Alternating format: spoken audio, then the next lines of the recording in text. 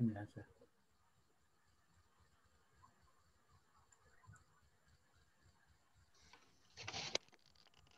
안녕하세요. 네, 안녕하세요. 잘 지내셨습니까? 네, 안녕하십니까. 강성주입니다. 안녕하세요. 이 정도면 된가? 맞네. 예, 안녕하세요. 반갑습니다. 예, 안녕하세요. 네, 김 교수님 안녕하십니까? 아이고, 다 들어오셨네.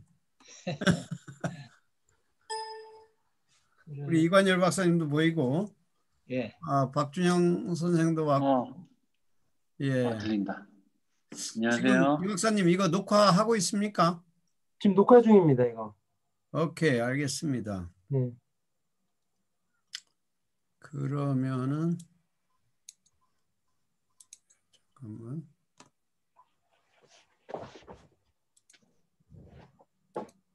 좀 화면을 키우고. 아직 우리가 시간은 뭐 57분, 제 시간으로는 57분이네요, 보니까. 그래서, 오케이. 요새 뭐 이게 코로나19가, 김 박사 반가워요. 예, 안녕하세요. 오케이. 그 코로나19가 뭐 불편한 건 많이 있어도 또 한편으로는, 이런 또, 기회를 또 갖게 되네요. 오늘 우리가 이제 8시 다들 뭐 필요하신 분이 들어왔고, 그 다음에 이제 그 기 박사님, 혹시 여기에 뭐 그 청중으로 들어오실 분들은 다 홍보가 돼 있나요? 공보가? 그 홍보까지는 아마 쉽지 않았겠죠. 나중에 이걸 한번 보실 겁니다. 아마 그렇게 하려면은 이 줌 아이디를 다 공유를 해야 되는 거지. 프로그램상에 공유를 해야 되는데 공유가 아마 안 되는 걸로 알고 있습니다. 네, 그렇게 된 것 같아요. 네.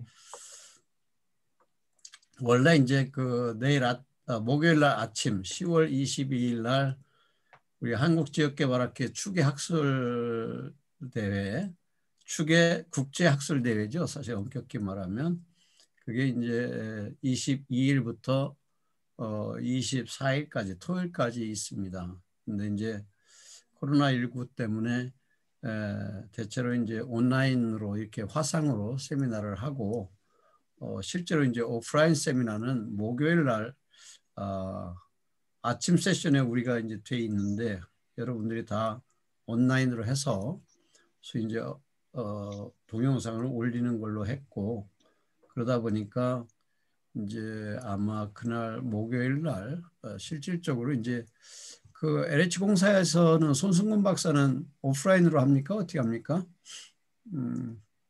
오프라인으로 한다고 그러긴 했는데 아마 거기는 만약 그쪽이 이제 오프라인으로 하면 그 10시 반부터가 되겠고, 예. 우리는 9시부터 시작이 되는 그런 세미나입니다. 그래서 오늘 원래 이제 그 프로그램에는 9시부터 10시 30분까지 세션 1, 주제가 이제 행정수도 이전과 국토 균형 개발입니다. 그래서 한 1시간 30분 정도를 우리가 이제 시간을 할애받았고요. 그래서 제가 지금 뭐 청중이 없기 때문에 일단 발제하시는 분 3분, 그리고 토론하실 2분을 시간 배정을, 발제는 한 15분에서 20분, 맥시멈 20분 정도. 그래서 3분이 하시면 1시간 정도가 되겠죠. 그리고 토론은 2분이니까 뭐 10분 이내로 하시면 한 20분. 그리고 제가 또 이렇게 저렇게 이제 뭐 시간을 또 소비해야 될 수 있으니까 10분 정도 이렇게 해서 1시간 반을 소비하도록 그렇게 하겠습니다. 먼저 이제 이게 녹화가 되고 실제로 이제 온라인상에서도 이제 관련된 관심 있는 사람이 이걸 볼 수 있기 때문에 우리가 통상 오프라인에서 하듯이 먼저 오늘 참석하신 패널 분들을 소개를 하겠습니다. 발제 3분이신데 하나는 박준영 저 서울대학교 지리학과 석사과정에 있는 박준영 선생입니다. 우리 환영하는 의미에서 박수 한번 치시죠. 인사하시죠. 네, 안녕하세요. 박준영입니다. 네, 반갑습니다. 그리고 두 번째 발제자는 국토연구원에 계시는 김명한 박사님이십니다. 반갑습니다. 네, 예. 안녕하세요. 세 번째 발제자는 지금 터19매라고 일종의 이제 뭐 아카데믹 소사이어티인데 그 강성주 과거 도미니카 대사를 지내셨던 강성주 박사님 한국의 국토균형 발전 경험과 취약국 지원 전략 그래서 오늘 발제를 하시는데 강성주 박사님 환영합니다. 예, 반갑습니다. 그리고 이제 토론회는 명지대학교 지금 한국지역개발학회 총무위원장을 맡고 계시는 기정훈 박사님. 예, 안녕하세요. 환영합니다. 예. 안녕. 그리고 충남연구원의 이관열 박사님. 예, 환영합니다. 안녕. 저는 뭐 여러분들이 아시다시피 성결대학교에서 이제 퇴직을 하고 현재 이제 상명대학교 대학원에 그 초빙 교수로 임시 있는 거죠. 네, 있는 임경수 교수입니다. 반갑습니다, 여러분.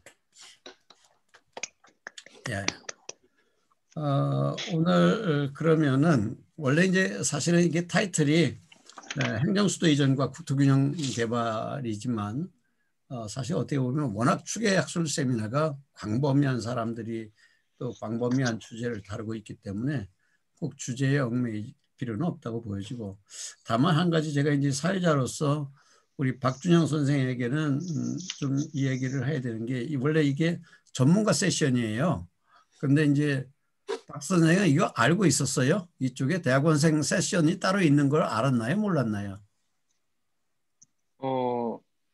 예, 제가 이 세션에 지원을 한 게 아니라 배정을 제 그렇게 주제를 한 거예요. 보내드렸더니 예, 배정을 여기로 해주셨습니다. 그런 것 같아요. 네, 그래서 네, 이게 이제 학술위원회에서 아마 이제 워낙 많은 이제 뭐 발제자가 모이다 보니까 분류를 이렇게 되는데 지금 이걸 바꿀 수도 없고 그 대신에 박 선생은 대학원 석박사 과정에서 이제 컴피티션이 안 되는 거예요. 사실은 그죠? 거기서 뭐 우수 논문을 뽑아서 뭐 저기 시장도 할 수 있는데 그것까지는 기대하지 마시고 오늘 이제 네, 발제를 해서 더 좋은 논문으로 이제 업그레이드를 할 수 있도록 그렇게 하는 쪽으로 우리가 포커스를 맞춰야 될 것 같습니다.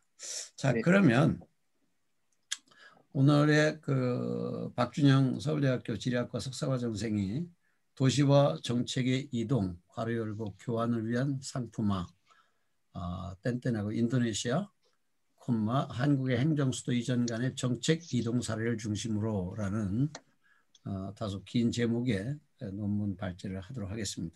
그럼 지금부터 시작해도 되겠죠?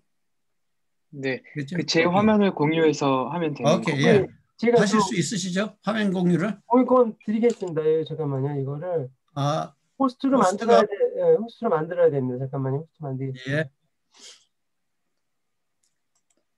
예, 공유하시면 됩니다. 이제.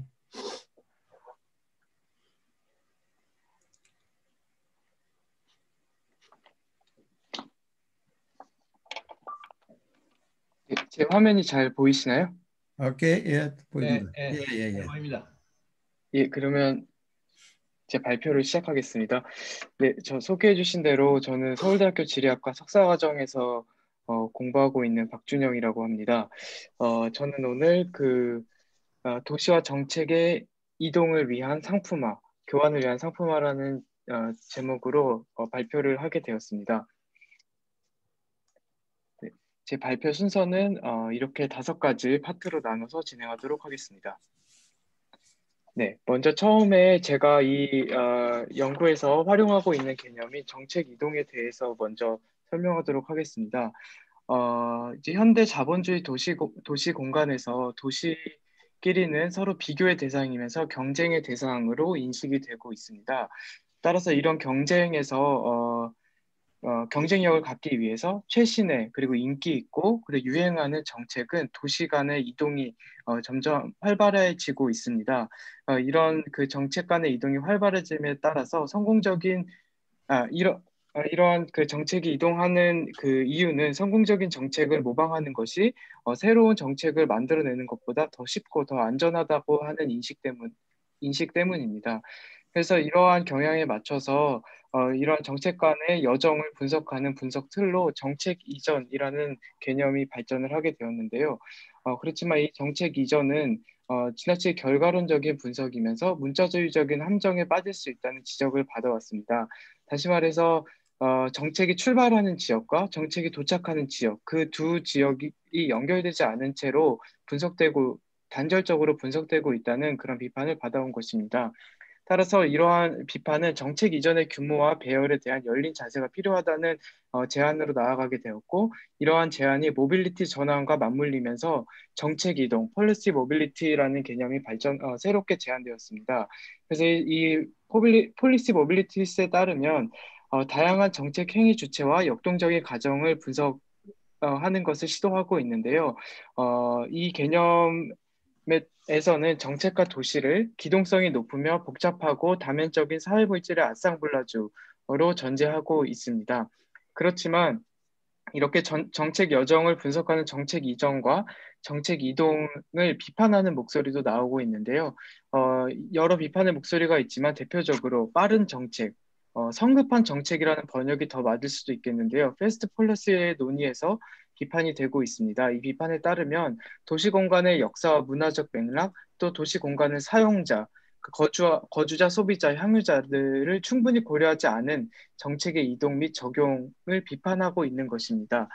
따라서 이런 식으로 이동이 되는 정책들은 실제 정책의 효과는 무시되고 있다는 비판을 담고 있습니다. 네, 그래서 제가 이 개념 틀을 활용해서 분석하고자 하는 사례는 우리 한국의 세종시로의 행정수도 이전과 인도네시아가 현재 추진하고 있는 그 행정수도 이전 간의 정책 이동을 분석을 하는데요. 우리나라 한국에서 시작해서 해외로 수출되는 물건이나 아니면은 뭐 문화적 현상 같은 것들 앞에 K자가 많이 붙어서 저도 이렇게 K 수도이전이라고 한번 이름을 붙여봤습니다. 그렇지만 이 사례를 분석하는 데는 조금 어려움이 있습니다. 왜냐하면은 여기에는 여러 가지 그 이동들이 겹쳐 있기 때문인데요. 우선 이제 서울에서 세종으로 이동하는 하나의 이동이 있고, 인도네시아 현지 수도인 자카르타에서 깔리만탄 섬으로 그 행정수도를 이동하는 이동이 있습니다. 그리고 이 각 두 개의 도시와 하나의 이동이라는 이 쌍 간에 정책 이동이 이루어지고 있는데, 어떤 도시에서 어떤 도시로 이동이 되는 것인지, 이동 자체가 이동이 되는 것인지, 이런 개념이 아직까지는 좀 모호한 현상으로 남아 있기 때문에 네, 좀 어려움에 처해 있습니다. 제가 이러한 현상에 대해서는 다음 장에서도 구체적으로 설명하도록 하겠습니다. 네, 이제 인도네시아 행정수도 이전에 대해서 먼저 사례 소개를 하겠습니다. 인도네시아가 행정수도를 이전하는 데 있어서는 두 가지 주요 원인으로 요약할 수 있는데요. 첫 번째는 현재 수도인 자카르타의 도시 문제입니다. 자카르타와 자카르타의 광역 도시에 많은 인구가 몰려들면서 교통체증이 발생하고 있고, 자카르타는 해수면보다 낮은 곳에 위치하고 있는데 이제 무분별한 지하수가 개발되고 또 기후변화 등으로 인해서 매년 우기 때마다 홍수가 발생하고 있습니다. 제가 이 가운데 줄에 가지고 온 두 사진이 자카르타에서 가장 번화한 지역인 분다란 하이라는 지역인데요. 자세히 보시면 이 두 지역이 같은 지역입니다. 그런데 이제 홍수가 나면 이 아래 사진과 같은 현상이 벌어집니다. 그래서 이 정도로 자카르타가 안고 있는 도시 문제가 심각하다는 것을 표현하기 위해서 이 사진을 가져왔습니다. 그리고 가장 오른쪽에 있는 이 사진의 인물은 현재 인도네시아의 대통령이 조코 위도도 대통령인데요. 대통령으로 당선되기 이전에는 자카르타 주지사를 역임했습니다. 그래서 이제 그가 자카르타의 도시 문제를 해결하기 위해서 열심히 노력했다. 긍정적인 평가를 받고 그 결과로서 대통령이 당선이 되었는데요. 이러한 그의 경력이 현재 행정수도 이전을 하는 것의 진정성을 더 높여주게 되는 그런 효과로 작용을 하고 있습니다. 두 번째 주요 이유로는 인도네시아의 균형 발전인데요. 예, 왼쪽의 사진이 이제 인도네시아어로 써져 있긴 한데 제가 설명을 드리면 여기에 보이는 이 섬이 자바섬입니다. 그리고 자바섬 서북부 쪽에 자카르타가 위치하고 있고 그 현재 행정수도 이전의 후보 지역은 깔리만탄 섬의 동부 지역입니다. 그런데 여기 퍼센테이지를 보시면 위의 퍼센테이지에서는 이건 이제 인구를 나타낸 것인데요. 자바섬이 다른 인도네시아의 주요 섬보다는 좀 작은 편인데도 불구하고 거의 57%에 달하는 인구가 집중되어 있고 아래 그 지도를 보시면 경제적 가치는 거의 60% 가까이가 집중되어 있는 것을 확인할 수 있습니다. 그래서 이런 지역적 불균형은 종교나 민족 등과 같은 다른 이유들과 얽히면서 지역 차별과 관련된 이슈가 항상 존재해 왔습니다. 그래서 이런 것들을 타개하기 위해서 이제 인도네시아 전체 국토의 횡적으로 중앙에 위치한 깔리만탄 섬으로 이주하겠다는 계획을 갖고 있는 것입니다. 네, 그래서 이러한 앞서 설명드린 두 가지 주요 이유와 또 다른 크고 작은 이유들로 인해서 인도네시아에서는 여러 차례 행정수도 이전이 논의가 되어 왔었는데요. 오른쪽에 가져온 그림을 보시면 이게 이제 행정수도 이전을 시도한 역사를 표시한 그림인데 이 첫 번째 시도는 이제 그 식민 시절에 시도했던 것을 제외하면 독립 이후에도 정권을 기준으로 4번의 시도가 있었고 현재 4번째 시도를 하고 있는 것입니다. 근데 이번에 행정수도 이전을 시도하는 것이 더 주목을 받는 이유는 조코이 대통령이 재선 직후에 이 조코이 대통령이 재선을 할 때 또 국회의원 선거도 함께 치러졌는데 인도네시아는 이 연합 정치를 하고 있는데 그 여당 연합이 대승을 거뒀습니다. 이 선거에서. 그러면서 자신의 임기가 한참 남아 있을 때 그리고 정치적 영향력이 컸을 때 제안을 한 것이어서 특별히 이번 시도의 행정수도 이전의 실현 가능성을 기대하고 있는 그런 이유입니다. 전반적으로 인도네시아 국내에서 행정수도 이전에 대해서 긍정적인 여론이 형성이 되어 있는데요.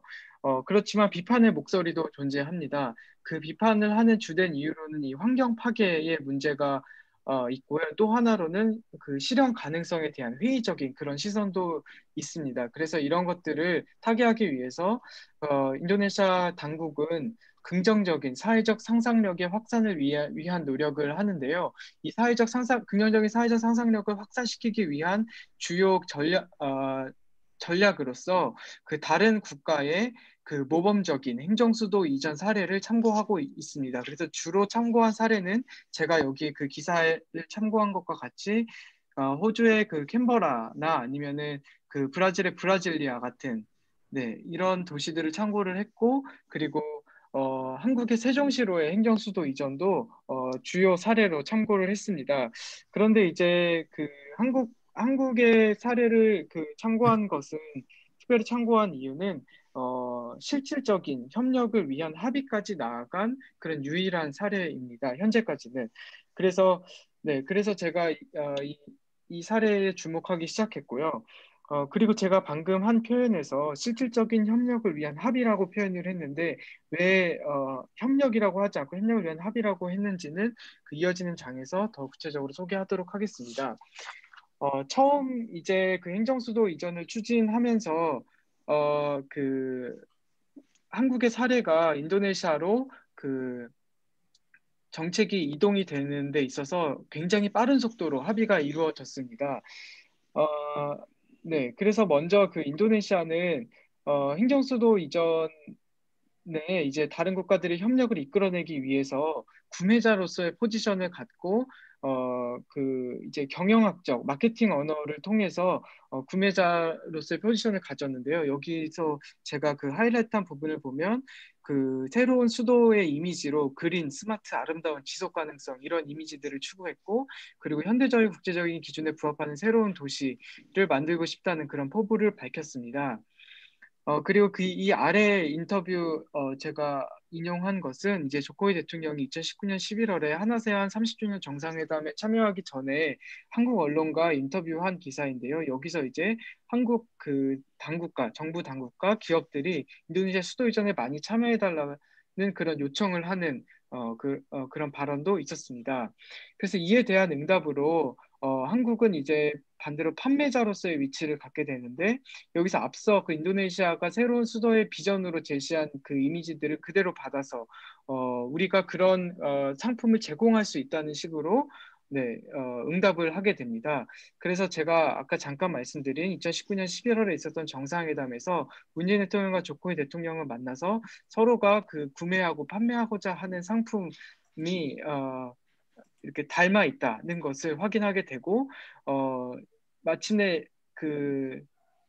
이 서로가 협력을 하고자 하는 기대가 충족이 되게 됩니다. 그래서 이제 성과로서 MOU를 맺게 되는데요. 바로 이 그 2019년 11월에 네, 기술 협력 업무 협약을 맺게 되고 그리고 2020년 1월에는 이 MOU 실행의 첫 이제 활동으로서 그 한국의 국토교통부의 행복청에서 합동 국외 출장단을 꾸려서 자카르타를 방문합니다. 그런 직후에 또 2020년 2월에는 수도 이전 협력관 3인을 인도네시아 현지에 파견을 했습니다. 예, 제가 그래서 2020년 2월 말에 인도네시아를 방문을 해서 현지 조사를 했었었는데요. 그리고 이제 2020년 3월에는 그 인도네시아에서 코비드-19 첫 확진자가 발생했고 현재까지는 이제 아세안 국가에서 가장 많은 확진자를 나타내고 있습니다. 인도네시아에서. 네, 이상 이렇게 네 가지가 이제 제가 본 사례에서 주요 내용을 요약해서 말씀을 드렸습니다. 그렇지만 현재까지 진행은 굉장히 빠른 속도로 어떻게 보면 가장 이상적이고 모범적인 정책 이동의 사례를 나타내는 것이 아닌가 하고 생각이 들 수 있는데요. 2020년 2월 현지에 그 협력관들을 파견한 이후에는 뭔가 잘 진행이 되지 않는 그런 그 이전과는 다른 모습을 좀 나타내게 됩니다. 제가 인도네시아에서 이제 수도 이전 협력관들이 파견되고 나서 2주, 3주 정도 이후에 제가 그 방문을 했었는데요. 그때 이제 자신들의 역할이 무엇인지를 모르겠다는 좀 대답이 있었고, 그리고 앞으로도 어떤 협력이 이어져야 할지에 대해서 좀 막막함을 갖고 있는 것을 발견할 수 있었습니다. 그래서 그러한 것들은 실제로 좀 안타깝게도 실현이 돼서 제가 이 연구를 한 기간이 2020년 6월까지도 그 이전에 맺었던 MOU에서 더 나아간 실질적인 새로운 협력을 이뤄내지 못하고 있었습니다. 그렇지만 또 반면에 이 수도이전 협력관들과 그리고 그 한국의 대사관에서는 현재는 신뢰를 쌓아가는 과정이고 이후에 있을 더 큰 실질적인 협력을 위해서 현재는 신뢰를 쌓아가는 과정이다. 이런 기대를 또 한편으로 갖고 있기도 했습니다. 그렇지만 분명한 것은 처음에 했던 기대만큼은 이 정책 이동 협력을 이뤄내지 못하고 있었다는 것인데요. 그래서 첫 번째는 물론 이제 코비드-19이 가장 큰 원인입니다. 그래서 이제 인도네시아 행정수도 이전 자체가 진행이 되지 않고 있음에 따라서 그 정책 이동도 이루어지지 있고 있지 않다는 것이 가장 큰 문제이긴 하지만 제가 주목한 부분은 바로 이 2번인데요. 과연 정책 이동이라는 것에 대해서는 우리가 어떤 문제를 발견할 수 있을지에 저는 집중을 했습니다.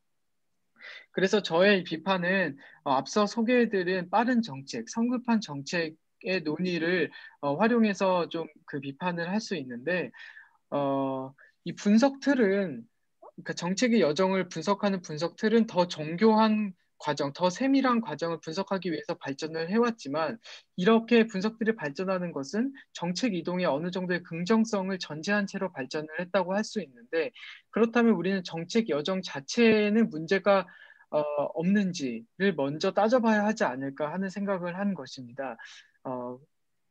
그래서 그 정책 이동 같은 경우에는 어쩔 수 없이 정책과 도시가 상품화가 될 수밖에 없고 그렇다면 이 도시와 정책에서 교환 가치만이 강조가 될 수밖에 없습니다. 그래서 이 교환 가치가 서로 간에 맞아 떨어져서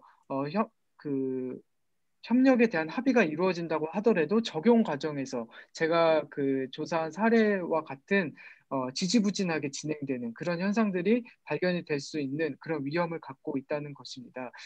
그렇다면 우리는 도시와 정책의 교환 가치보다는 도시의 사용 가치를 더 강조해서 도시 정책을 만들어낼 필요가 있다는 그런 제언을 하고자 합니다. 그래서 현대 자본주의가 분절시킨 현대 도시 공간을 연결시키고 접합시키는 차이의 공간을 실현하는, 그래서 도시에 대한 권리를 실현시키는 그런 시각이 필요하다는 의견을, 네, 마지막으로 네, 정리를 하고 싶습니다. 네, 이상으로 제 발표를 마치도록 하겠습니다. 감사합니다. 예, 감사합니다.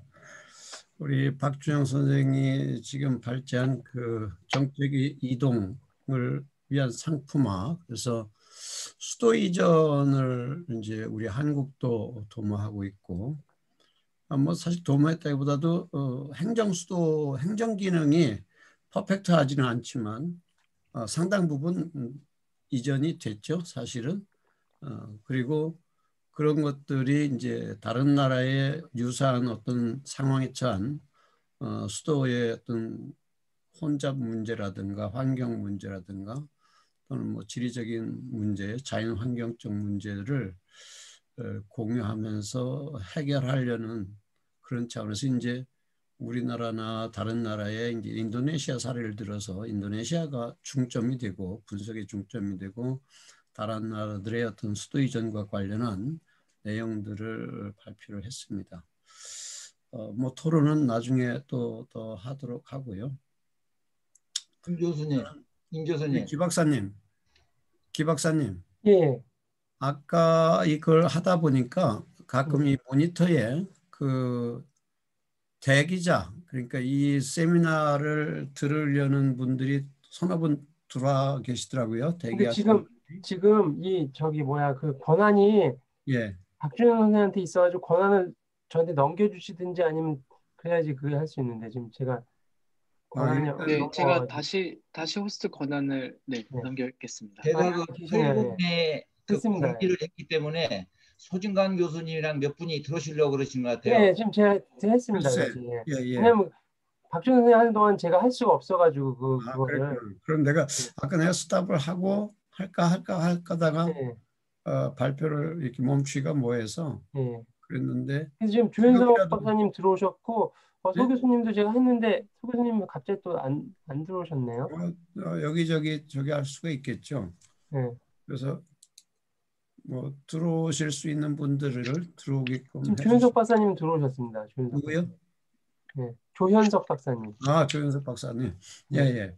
그렇게 하시면 되겠습니다. 그럼 일단 기 박사님이 이제 우리 김명환 박사님의 발제는 미리 받아놓은 것 가지고 이렇게 같이 공유를 하면 컨트롤하기가 어렵나요? 우리 저 김명환 박사가 그렇겠죠?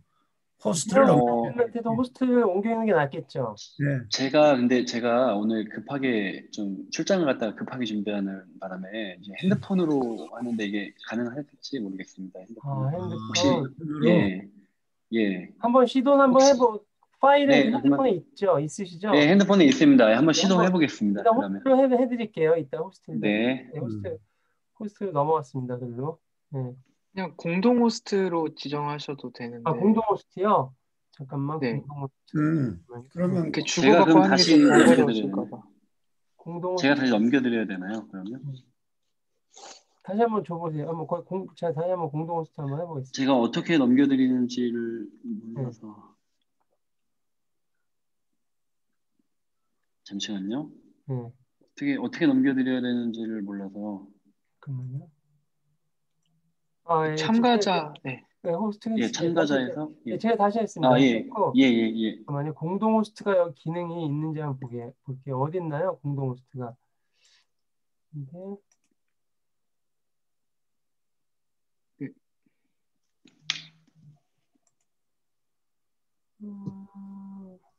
공동 호스트가 내용이 이게 어디 있는지 모르겠네요. 공동 호스트라는 게. 그 호스트 지정하시는 거기에 똑같이 있는데 거기에 더보기에 비디오 모두에게 추천, 호스트 만들기, 이름 바꾸기, 대기실 배치, 공동 호스트라는 게 그게 펑션이 없어요. 그냥 제가 호스트를 드렸다 제가 받았다 할게요. 그게 나을 것 같아요. 왜냐면 잠깐만요. 공동 호스트 그게 없네요. 예. 일단 호스트를 드릴게요. 네.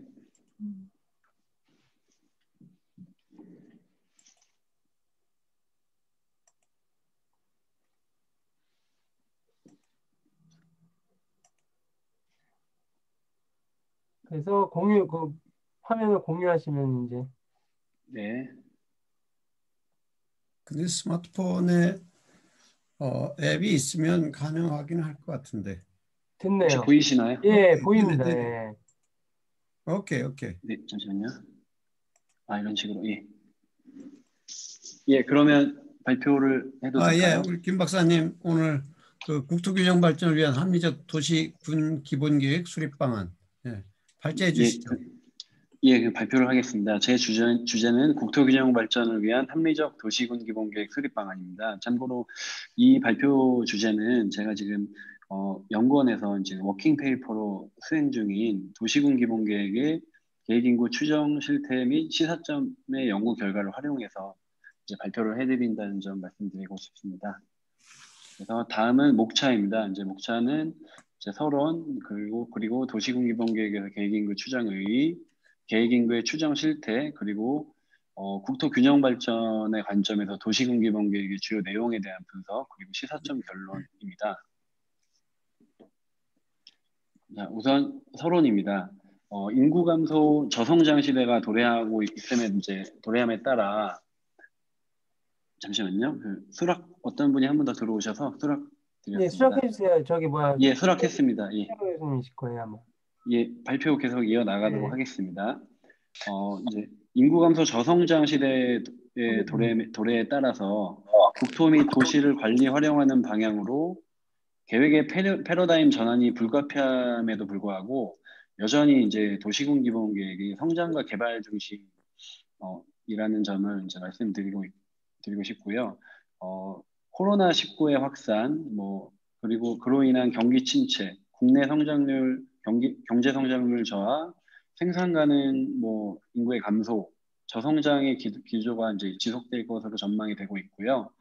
그리고 통계청이 공표한 장래 인구 추계치를 기초로 2040년 장래 인구 분포 분석 결과를 보시면 2019년 이제 현재 국토의 거주 지역 가운데서 인구 감소가 예상되는 지역이 81.03%이고요. 인구 증가가 예상되는 지역은 반대로 18.96%로 전망이 되고 있습니다. 그리고 이제 전국의 123개 도시군 기본계획에 대한 분석 결과 2015년 주민등록 인구를 총 합친 수가 3,940만 명인데 비해서 이러한 도시군 기본계획들의 목표 인구는 5,465만 명으로 굉장히 상대적으로 높다라는 것을 말씀드리고 싶고요. 다음은 국토 균형 발전의 관점에서 이제 국토 및 지역의 지속 가능한 발전을 위해서 합리적인 계획 인구 추정을 바탕으로 하는 도시군 기본계획 수립 및 국토의 균형 발전이라는 이념을 계획 안에서 이제 구현할 필요가 있다는 점을 말씀드리고요. 그리고 인구 지표 같은 경우에는 도시나 지역계획 수립 시에 개발 사업 추진에 따른 계획 인구를 과다 설정함으로써 이런 외연적 확산, 도시의 외연적 확산, 비도시 지역의 난개발, 기간 시설 예산 투입의 비효율성 등을 초래하는 근거로도 작용할 수 있고요. 그리고 가장 중요한 지표로 활용되는 계획 인구를 달성 가능하도록 합리적으로 추정할 수 있도록 유도할 필요가 있습니다. 그리고 국토관리의 기본 이념인 국토의 균형 발전이 도시군 기본 계획에 이제 반영될 필요가 있다는 점을 말씀드리고 이러한 측면에서 이 연구의 목적은 국토 균형 발전을 위한 합리적인 도시군 기본 계획 수립 방안을 마련하기 위함입니다. 그리고 다음은 분석 대상 및 방법에 대해 말씀드리겠습니다. 분석 대상은 2035년을 목표로 한 계획 수립 과정에 있는 도시군 기본 계획들 중에서 국토계획 평가 요청서를 제출한 12개 도시군 기본 계획을 대상으로 분석을 하였고요. 이 12개 분석 대상 계획들은 현재 지금 계획을 수립 과정에 있거나 최근에 계획이 수립이 완료된 계획들이라고 생각을 해주시면 될 것 같습니다. 그리고 2035년 시군별 장래 인구 추계를 활용해서 분석 대상 계획 안의 목표 연도별 계획 인구와 비교를 하였습니다. 또한 분석 대상 시군의 최근 5년간의 인구 변화율과 향후 목표 연도의 계획 인구 달성을 위한 인구 변화율을 비교 분석하기 위해서 2014년과 2019년 사이에 시군별 주민등록 인구 통계 자료를 활용하였습니다.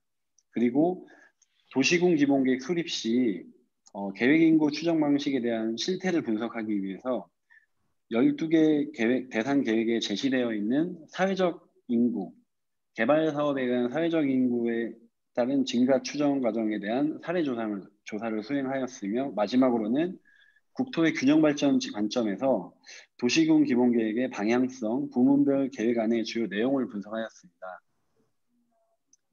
다음은 연구의 분석 틀입니다. 첫 번째로는 계획 인구의 추정의 의의에 대해서 알아보고, 그 두 번째로는 계획 인구의 추정 실태, 그리고 세 번째로는 균형 발전과 관련된 계획 내용을 분석했고, 이를 토대로 시사점 및 시사점을 도출하고 결론을 제시하였습니다. 다음은 도시군 기본계획에서 계획 인구의 추정의 의의에 대해서 말씀드리겠습니다. 계획 인구는 토지 이용 계획, 상하수도 및 도로 등 기반 시설 계획에 주로 활용되고 있는 지표로서 도시군 기본계획에서는 토지 이용 계획과 밀접한 관계를 가지고 있습니다. 그래서 계획 인구를 토대로 토지 이용 계획을 수립한다라고 이해를 해주시면 될 것 같고요. 이러한 토지 이용 계획 수립 시 주거용지, 상업용지, 공업용지 등 용도별 토지 수요량을 산정을 하고요. 충분한 토지 이용 물량을 확보하기 위해 기초가 되는 계획 인구를 과다하게 설정을 하고 있고요. 시가와의 예정 용지는 미래 도시 발전에 대비하여 개발축과 개발 가능지를 중심으로 시가와에 필요한 개발 공간을 확보하기 위한 용지로서 시가 용지 산정에는 계획에서 계획 인구가 정말 중요한 지표로 활용되고 있습니다. 그렇기 때문에 상대적으로 많은 상당수의 지자체가 시가와 지역 내 미개발지를 활용하기보다는 상대적으로 개발 비용이 적게 들고 개발이 쉬운 시가 예정용지 공급을 우선시하고 있는 측면이 있고요. 시가와 지역의 미개발 토지의 지연, 구도심 의 인구 유출, 재산가치 하락 등의 악순환의 고리를 만들어낼 수 있습니다. 결국 도시군 기본계획에서 계획 수립권자는 목표연도 계획 인구를 과다하게 설정을 하고 각종 개발 사업에 필요한 시가와 예정용지를 확보하게 되며 도시의 외연적 확산과 개발 중심의 발전을 유도를 하고 있다는 것을 말씀드리고 싶습니다. 다음은 도시군 기본계획의 계획인구 추정 실태입니다. 그 중에 이제 첫 번째로는 시군별 장래 분석 대상 12개 대상 계획들의 시군별 장래 인구 추계와 목표 연도 계획 인구에 대해 비교를 해봤습니다. 이 비교 결과 보시면 제가 지금 이제 대상 계획들은 이제 그 기존의 명칭을 사용하지 않고 다 그냥 인위적으로 AA부터 LL군 기본계획까지 이렇게 제가 좀 그 대상 지역의 그런 보호를 위해서 일단은 이렇게 했고요. 보시면 HH 도시기본계획 같은 경우에는 시군별 장래 인구 추계가 24만 8천 명 정도인데요. 계획 인구는 약 53만 5천 명 정도로 대비 215% 이상 높게 나타나고 있고요. 가장 낮게 나타나고 있는 계획은 FF 도시기본계획입니다. 이거는 FF 도시기본계획은 105%로 가장 낮게 나타나고 있음을 확인하실 수 있는데요. 대부분 다 장래 인구 추계보다 훨씬 더 많은 계획 인구를 수립을 설정을 하고 있다는 점을 말씀드리고 싶습니다. 다음은 시군별 장래 인구 추계와 목표 연도 계획 인구를 비교해 봤습니다.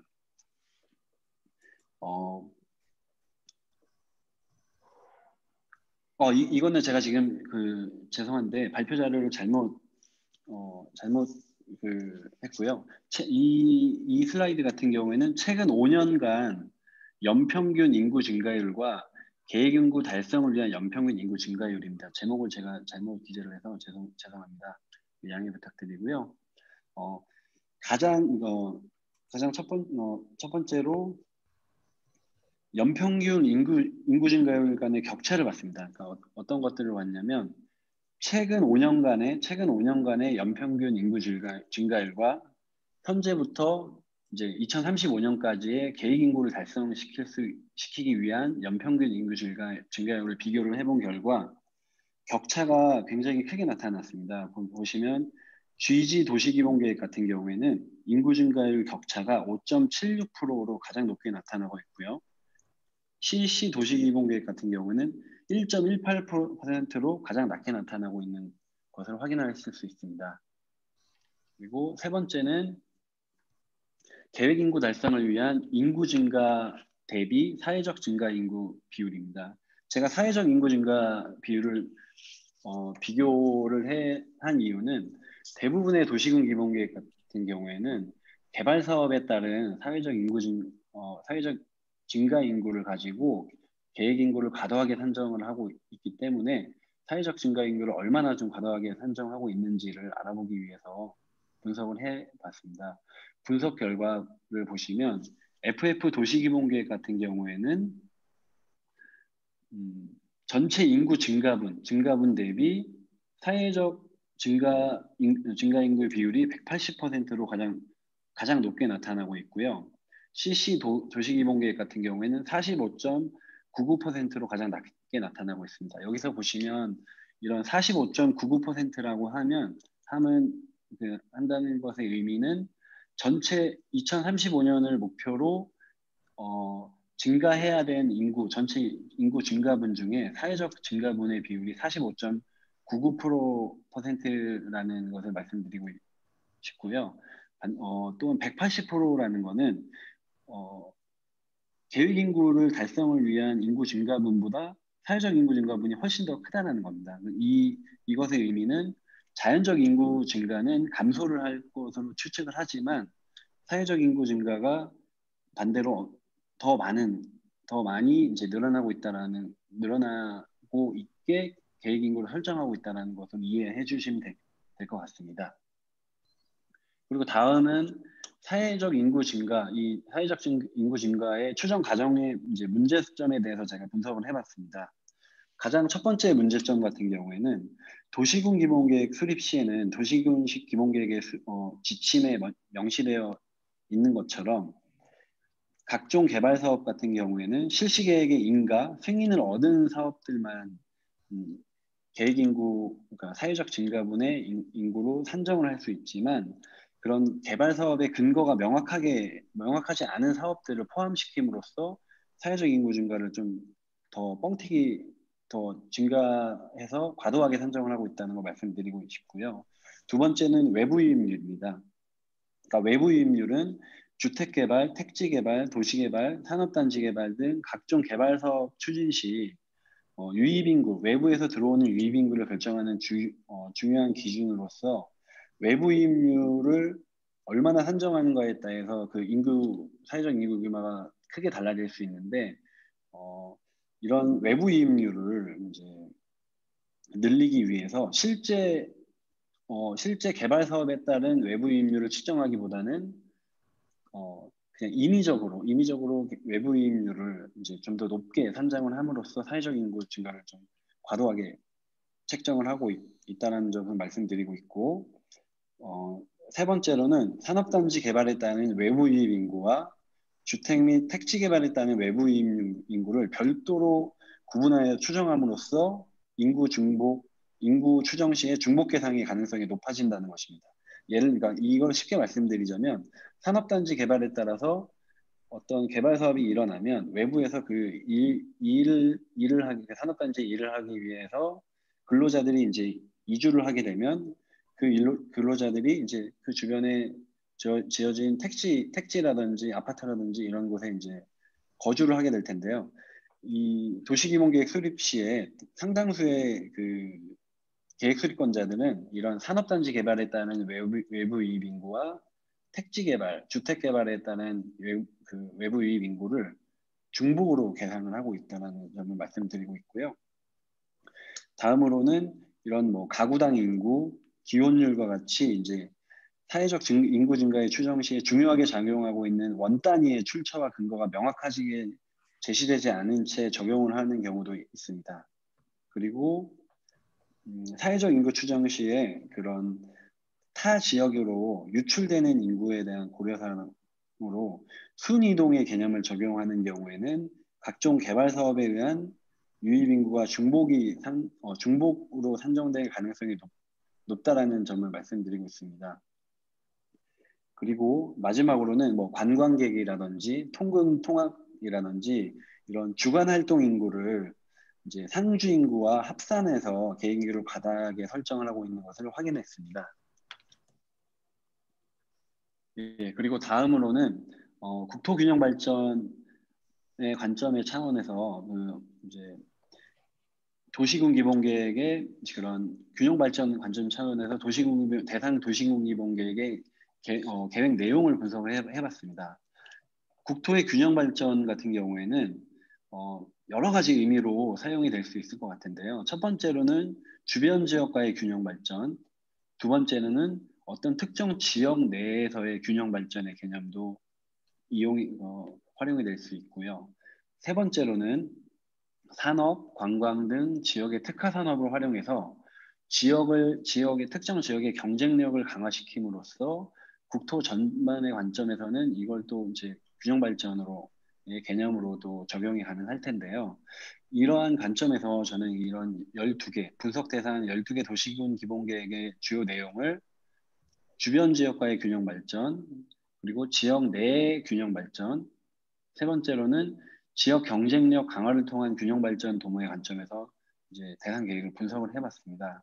첫 번째 주변 지역과의 그 균형 발전 분석 결과 같은 경우에는 12개 대상 계획 중에서 4개 계획 안에서 주변 지역과의 균형 발전과 관련된 계획 내용을 도시기본 계획에 수립하였지만 대부분의 대상 계획들이 자체 구상 수준의 그냥 형식적인 계획 내용이 수립되어 있는 것을 확인했습니다. 그리고 두 번째 같은 경우에는 지역 내의 균형 발전입니다. 도시군 기본계획 수립 시에 지역 내의 균형 발전과 관련돼서는 모든 대상 계획에서 이런 지역 내의 균형 발전에 관심이 많다는 것을 확인을 했습니다. 그리고 세 번째 같은 경우에도 지역의 경쟁력 강화를 통한 그런 뭐 산업이라든지 특화 산업 등을 활용한 지역 경쟁력을 강화시킴으로써 국토 전반의 균형 발전을 도모하고자 하는 그런 내용들이 모든 대상 계획에서 확인되었습니다. 이런 분석 결과를 이제 보면 지역 내 균형 발전이라든지 지역 경쟁력 강화를 통한 균형 발전 같은 경우에도 앞서 제가 분석한 그런 계획 인구의 과다 산정과 같이 그런 자체적인 개발로 인한 뭐 그런 균형 발전을 도모하고자 한다라는 것을 파악을 할 수 있다라고 생각을 하고 있습니다. 마지막으로는 시사점 및 결론입니다. 첫 번째 이제 정책적 시사점입니다. 첫 번째 같은 경우에는 도시군 기본계획을 수립하는 계획 수립권자는 여전히 사회적 인구를 중심으로 계획 인구를 과다하게 선정을 하고 있는 것을 확인했으며 이를 근거로 개발과 성장 중심의 지역 발전 정책을 유지하고 있는 것을 확인했습니다. 두 번째, 도시군 기본계획 수립 시 계획 인구를 과다하게 설정하기 위해서 근거가 명확하지 않은 각종 개발 사업을 포함시키거나 추정 과정상에서 발생할 수 있는 과다 산정 가능성에 대한 고려 없이 계획 인구를 설정하고 있는 것을 확인했고요. 세 번째, 계획 인구 과다 설정을 통한 개발 중심의 지역 발전 정책은 저성장 인구 감소 시대의 도시 외연적 확산을 유도하고 지자체의 재정적 부담을 증가시킬 수가 있으며 사회적 인구 유입을 위한 경쟁으로 지방 소멸과 같은 지역 불균형 가능성의 존재를 확인할 수 있었습니다. 그리고 네 번째로는 국토의 균형 발전의 관점에서 도시군 기본계획과 같은 경우에는 지역 간의 균형 발전의 그런 측면보다는 지역 자체의 경쟁력 강화, 지역 내 균형 발전에 훨씬 더 많은 그런 중점을 두고 수립되고 있는 것을 확인했습니다. 마지막으로 결론을 이제 말씀드리겠습니다. 첫 번째 같은 경우에는 계획 수립권자인 지방자치단체가 개발과 성장 위주의 도시군 기본계획을 수립하는 것을 지향을 하고 합리적으로 계획 인구를 설정할 수 있도록 설정하고 국토 및 도시를 지속 가능하게 관리 및 활용할 수 있도록 법 제도적 지원 방향 마련이 필요하다는 것을 느꼈고요. 두 번째는 도시군 기본계획 수립 시에 합리적으로 계획 인구를 설정할 수 있도록 사회적 증가 인구 추정과 관련한 가이드라인을 마련함으로써 저성장 인구 감소라는 시대적 흐름을 반영하고 동시에 지역의 지속 가능한 발전을 달성할 수 있도록 유도할 필요가 있다는 것입니다. 그리고 마지막으로는 도시군 기본계획 수립 시에 주변 지역과의 균형 발전을 도모할 수 있도록 지역 간의 연계 또는 협력을 위한 발전 방안 및 정책을 계획 안에 마련할 수 있고 적극적으로 계획 내용을 수립할 수 있도록 제도적 지원이 필요하다는 것입니다. 이것으로 제 발표를 마치겠습니다. 네, 감사합니다. 예, 우리 김명환 박사님 수고 많이 하셨습니다. 시간을 거의 잘 지켜주셔서 고맙습니다. 그러면은 바로 이어서 강성주 대사님 한국의 국토균형 발전 경험과 취약국 지원 전략 요거 발제해 주시면 감사하겠습니다. 네, 우선은 제가 PPT 자료를 준비를 했거든요. 예. 그걸 화면을 공유하는 조치를 취하겠습니다. 예. 그런데 전체 화면 종료를 해야 되는 거죠? 일단은 제가 안 해봐가지고 저기 ESC를 한번 컴퓨터에 ESC를 한번 눌러보시죠. 왼쪽 예. 맨 위에 ESC. 그래가지고 그러면 화면이 좀 작아질걸요?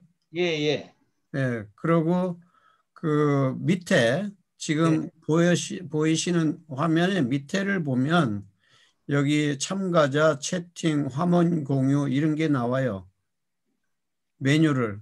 예. 거기 가운데 화면 공유가 있습니다. 예. 그걸 한번 눌러보시죠. 그리고 그걸 켜면 이제 강 박사님이 PPT 만드신 것들이 이 노트북, 강 박사님 가지고 계시는 노트북에 화면이 나올 거고 그걸 클릭을 하시면 화면 공유가 될 겁니다.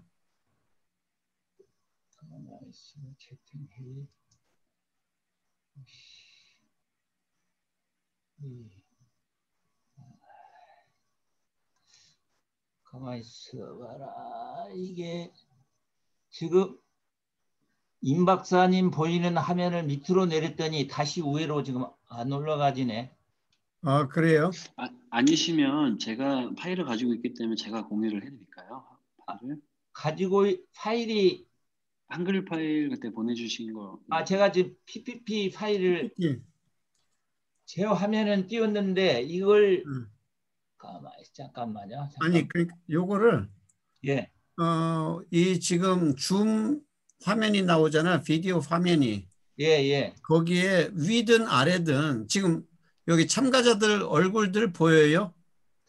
지금 이제 제가 잘못 눌렀는지 임 박사님 얼굴만 적게 보이고. 그러면 제 얼굴만 보이면은 제가 말을 하기 때문에 보일 거고 그 좌측이든 우측이든 위아래 보면 이 화살표 방향이 있어서 여기에 다른 사람들 얼굴도 이렇게 화살표 방향으로 보면 보일 수 있을 거예요. 그런데 그게 중요한 게 아니라 지금은 이제 화면을 공유하는 게 중요하니까 그 메뉴판을 찾으셨느냐고요. 이걸 지금 화면을 공유하기 위해서는 그 줌에서 제시하고 있는 메뉴판을 찾아내셔야 되거든요. 메뉴판에. 네, 메뉴판에 보통은 지금 제 노트북에서는 아래에 있거든요. 이 아래, 예, 아래 화면 공유라고 초록색 그 누르시면 되는데. 화면 공유라고 초록색이 있어요. 우선은 제가 조치를 취해야 될 게 지금 지금 줌에 그게 화면이 두 개가 나오는데 밑에가 네. 하나는 그 회의로 돌아가기 예약 참가 화면 공유 그 화면하고 그건 말고 이제 또 다른 거가 이제 지금 얼굴을 우리 보고 있는 비디오 화면이 있을 거 아니에요. 그게 안 뜨네. 아니 그럼 뭘 보고 여기 강 박사님 여기 얼굴 보이는데. 그러니까 제가 그 지금 뭘 잘못 누른 것 같은데 그 지금 임 교수님 화면에 제일 예. 우리 상단에 보면 뭐로 돼 있습니까? 홈 채팅 회의 연락처에서 회의로 돼 있습니까? 지금 그거 그거 아니죠. 이게 지금 아, 그러면은 됐습니다. 예, 됐어요. 예. 밑에 노트북의 메뉴를 보셔야 돼. 예, 됐습니다. 응. 그래가지고 공유를 누르고 이제 보입니까? 됐네요. 예. 잠깐만. 됐습니다. 오케이, 예, 이제 됐습니다. 예, 예. PPT. 예, 그러면 발표를 시작하겠습니다. 죄송합니다. 괜찮습니다. 이 네. 먼저 잘 보입니다. PPT 자료로 들어가기 전에 제가 왜 이 학술대회에 참가하게 됐는지 또 제 연구가 뭐 어떤 동기랄까 의미가 있는지를 잠깐 말씀을 드리고 준비한 PPT 자료 설명에 들어가겠습니다. 예, 강 박사님. 예. 한 가지 양해 말씀은 지금 우리가 계획했던 시간보다 자꾸만 늦어지네요. 그래서 예. 제 컴퓨터상의 시간은 8시 52분인데 예. 한 20분 내로 다 끝내주시면 고맙겠습니다. 20분 내로 끝내겠습니다. 가능하면 15분만 쓰셔도 더 좋습니다. 예. 15분 내로 그럼 끝내도록 하겠습니다. 그러니까 10분까지 끝내면 되겠죠? 네. 그 학회에서 보내준 그 행정수도 이전과 국토균형 개발이라는 학술대회 주제를 받고 저는 세종시와 서울을 중심으로 한 국토균형 발전을 논하는 자리라는 생각이 들었습니다. 많은 사실 국내 문제에 대해서는 식견이 부족하여 자연스럽게 현직에 있을 때 ODA 현장에서 경험한 원조 수원국의 국토균형 발전 전략이 떠올랐고 이 분야에 대한 우리의 개발 경험은 어땠었는지를 연결해 보았습니다. 코로나19 사태 이후 ODA 공유국들은 관련 예산을 축소할 가능성이 있어 고민이 깊어질 것 같습니다. 따라서 지금 이 순간에 만약 특정국들을 대상으로 우리의 국가균형 발전에 대한 개발 경험을 반영할 수 있다면 국제사회가 인정하는 경쟁력 있는 ODA 정책이 되지 않을까 생각합니다. 제 발표는 사실 세종시라는 행정수도 이전 문제와는 직접 관련이 없지만 언제 재건의 길로 들어설지 기약할 수 없는 열악한 국가들, 즉 취약국들의 국도 균형 발전 전략과 직결되는 연구라 할 수 있습니다. 이제 제가 준비한 PPT 자료를 중심으로 설명을 드리겠습니다.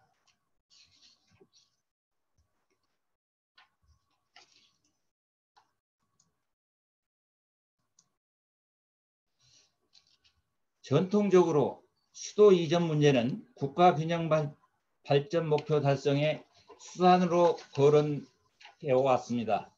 왕조 시대나 근대 민주주의 정치 체제에서나 상부 지도층이 먼저 이전 방침을 정한 후 일반 국민의 지지를 확보하는 하향식 의사 결정 방식이었습니다. 김대중 대통령 후보, 박정희 대통령, 노무현 대통령에 의해 수도 이전 문제가 제기되고 준비된 사실을 보면 잘 이해할 수 있습니다. 그러나 21세기의 한국은 국토가 협소하고 사실상 일일 생활권에 진입한 나라인데 따라서 우리나라는 국내적인 관점보다 국제 경쟁력 확보라는 관점에서 더 검토할 필요가 있다고 보여집니다. 우리나라 국가균형발전 특별법에 있는 정의를 보면 발전의 기회균등과 개성있게 골고루 잘 사는 사회를 지향하는 것을 국가균형발전의 목표로 삼고 있습니다. 참 공감이 가는 정의이고 이 목적은 동서고금을 통해 모든 통치자들과 국민들의 소망을 대변하고 있었을 것입니다. 그래서 1970년대 새마을운동을 전개할 때의 한국이나 2010년 제가 근무했던 IT에서 국제사회가 재건사업을 추진할 때에 두 나라 모두 국가를 균형 발전시키겠다는 목적은 동일한 방향이었습니다. 그러나 그 실천 논리는 정반대였습니다.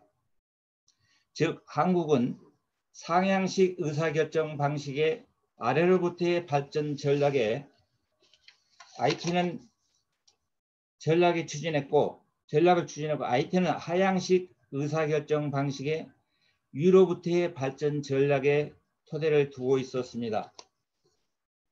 따라서 상기 우리의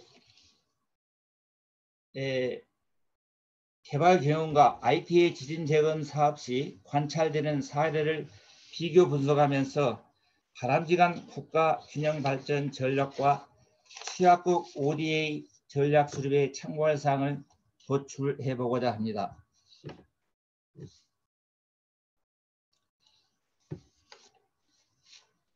사실 2010년대부터 UN, OECD, 각 지역개발은행 등을 중심으로 취약국 지원 필요성이 강조되어 왔으나 역시 가장 선제적으로 이 문제에 대처하는 기관은 세계은행이라 할 수 있습니다. 즉 세계은행 고위험국 담당국은 2010년부터 본격적으로 취약국에 관심을 갖기 시작합니다.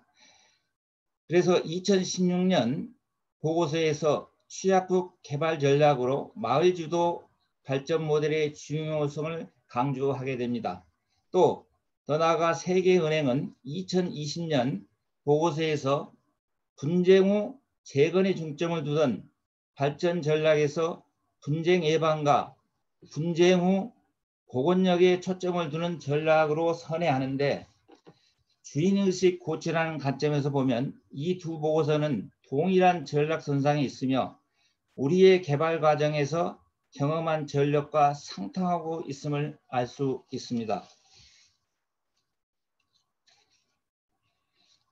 다음은 2010년 IT 지진 발생과 재건 과정에서 국가균형 발전 전략이 어떻게 전개되고 되었고 이때 한국은 어떤 지원 전략으로 접근했는지 살펴보겠습니다.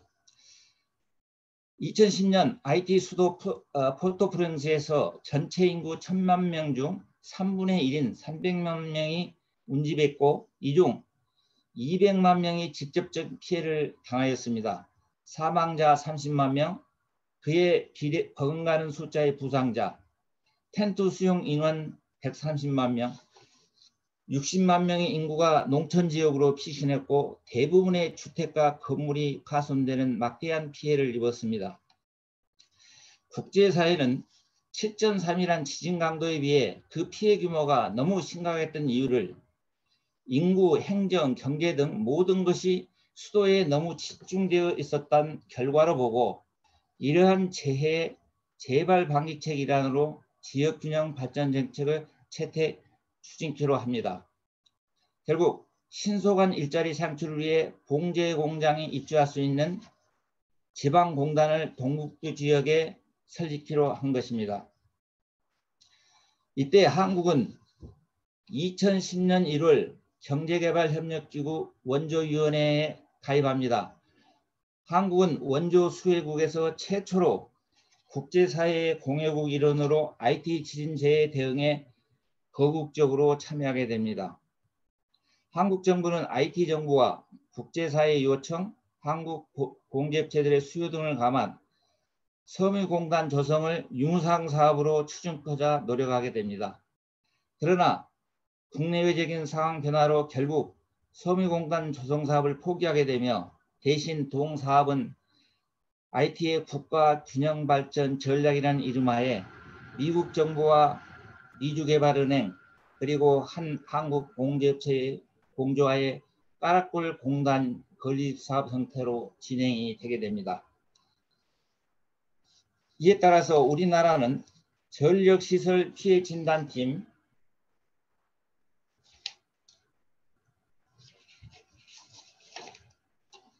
전력 공급망 복원과 새로운 전력 공급망 신설 등의 공여액을 신속히 집행하게 되는데, 한국의 대IT 지진 대응 방식을 표로 요약하면 다음과 같습니다. 시간 관계상 상세히 다 설명드릴 수 없지만 이 표에 보시는 표의 이면에 흐르는 당시 분위기는 말씀드려야 될 것 같습니다. 공약이 1천만 불인데 당시 최초에 우리 정부는 100만 불 정도 주면 되지 않겠느냐 했는데 1천만 불로 상향이 됩니다. 민간 모금액이 얼마나 걸리겠느냐 한데 나중에 3,500만 불까지 모금액이 증가하게 됩니다. 피케어 병력도 파병 허리란 기대도 현지 공간에서 하지 않았는데 파병을 하게 되고요. 정상외교 추진이 이제 예규적으로 교섭이 시작되게 됩니다. 그 다음 현지 공간에 있을 때 그 먼 데까지 한국의 119 구호대가 오겠느냐 했는데 그냥 본부에서 결정해서 파견하게 됩니다. NGO 기대 안 했는데 수십 개의 단체의 NGO 단체와 캐나다, 미국의 교민 NGO 단체들이 참여하게 됩니다. 그래서 현지 공간에서는 주로 전력 복구 지원이라든지 섬유공단 조성 사업을 추진하게 됩니다.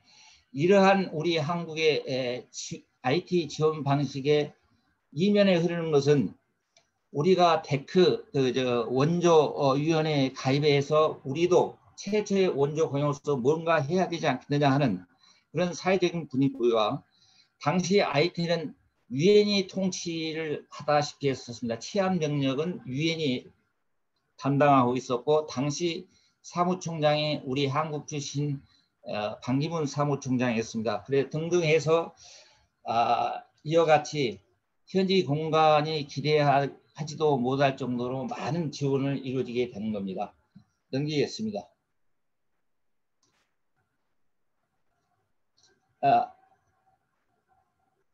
좀 빨리 넘겼는데요. 이런 한국 지원 전략을 전부 요약을 해서 말씀드리자면은 이렇습니다. 지진 재발 방지 차원에서 시작된 국제사회의 IT 정부에 그 한국 같은 일부 국가가 어떻게 거스를 수 없는 대세가 된 국가균형발전 전략, 즉 지방공단 조성 사업 앞에서 그 당시 한국 정부 대사관은 수도에다가 공단을 좀 이렇게 건설하자는 주장을 했었습니다. 이러한 한국 정부의 입장을 관철시키거나 지방 공단 인근 지역에 있는 농촌 마을에 우리의 농촌 지역 개발 경험을 좀 한번 해보자는 이야기를 제안할 수 없는 그런 상황이었습니다. 비록 한국 정부는 신속한 초기 대응, 국제사회 중장기적 개발 전략 간파 등으로 빠른 움직임을 보인 것은 사실이었으나 한국에서 지리적으로 멀리 떨어진 IT 제공과 관련한 한국 정부의 선택은 극도로 제약을 받을 수밖에 없었고 따라서 국제적으로 약속한 공여액 1천만 불을 IT 개발과 직결되는 현장 사업에 신속히 쏟아붓는 것으로 만족해야 했었습니다. 이런 상황에서 이제 저희 한국의 국가균형 발전 개발 경험이 무엇이었는지 IT의 ODA 사업을 실시하면서 이러한 한국의 개발 경험을 ODA 전략과 연결시킬 수 있는지를 고민해 보게 됩니다. 최근 소진강 교수께서 시간과 공간의 상호작용이라는 저서를 통해 새마을운동의 특징을 세 가지로 잘 설명하고 있습니다. PPT에서 보시듯이 마을 발전의 지속 가능성 확보 전략 구사, 지역 정부의 혁신 실현, 정책 설계 유연성과 정력 유지 라는 세 가지 특징으로 요약을 하고 있습니다. 마을 주민들의 주인의식을 토대로 한 발전 전략이 밑받침되고 있었던 상향식 지역발전 전략이었음을 보여줍니다. 반면 이미 어느 정도 저희들이 살펴봤듯이 IT 지방공단 조성의 특징은 마을 주민이 아닌 그들만의 사업으로 오너십 부족 현상 지속을 보이고 있었다는 점입니다.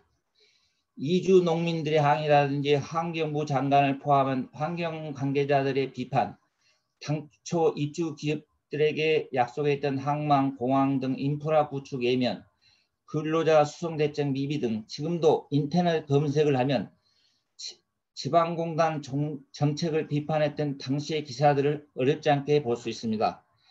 또한 IT 진출을 검토하고 있는 외국 기업들은 현재까지도 기조성된 지방공단을 예면하고 있는 것으로 알려져 있습니다. 이 모든 현상들이 주민들의 주인의식과 무관하게 추진된 하향식 지역발전 전략에서 온 한계들입니다.